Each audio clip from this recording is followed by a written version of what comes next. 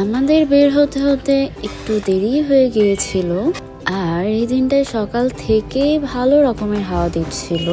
এরপরে চলে গেলাম একটা কেক নিতে, সবাই মিলে মা বাবার প্রি অ্যানিভার্সারিটা সেলিব্রেট করব।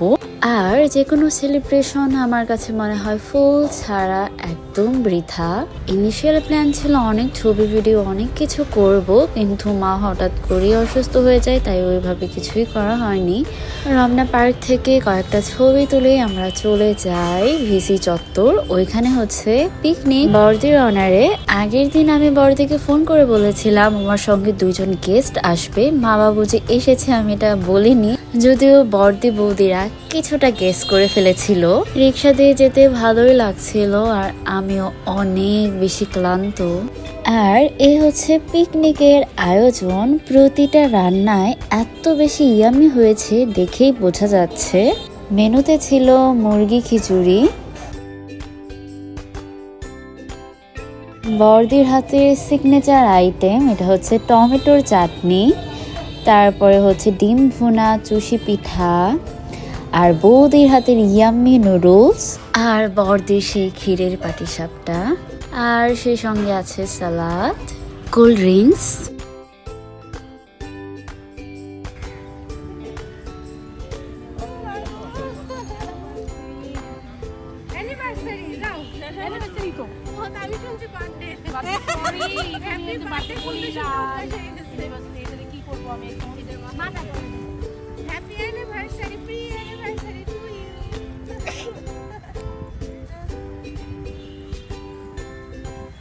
আমাদের প্ল্যান ছিল পুরো দুপুর জুড়ে খাওয়া দাওয়া করে বিকেলে চা পর্ব চুকিয়ে তারপরে সন্ধ্যা নাগাদ বাসায় ফেরার, কিন্তু মার শরীরটা হুট করে অনেক বেশি খারাপ হয়ে গিয়েছিল, তাই খাওয়া দাওয়াটা কোনো মতে শেষ করে চলে এসেছি। তবে যেটুকু সময় ছিলাম সবাই মিলে অনেক আনন্দ করেছি।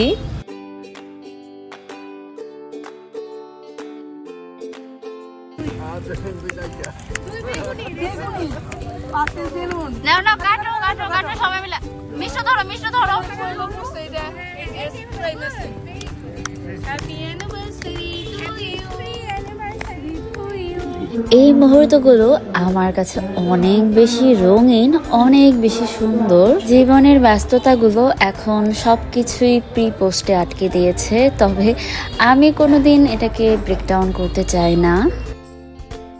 এই পর্ব শেষ হলে আমরা চলে গেলাম খাওয়া দাওয়ার পর্বতে, পিকনিকে যেটা হচ্ছে মূল আকর্ষণ।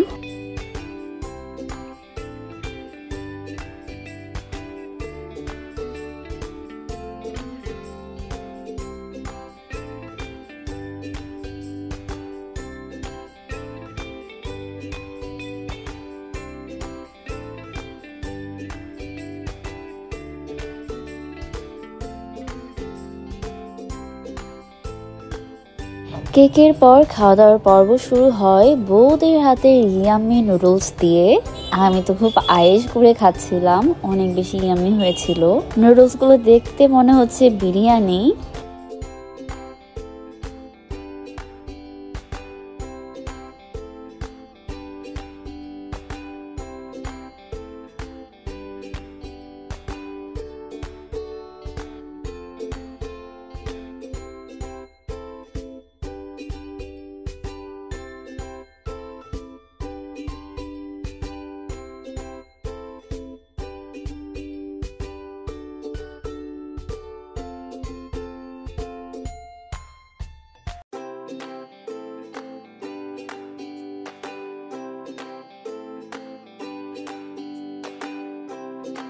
এরপরে চলে গেলাম মেন কোর্সে।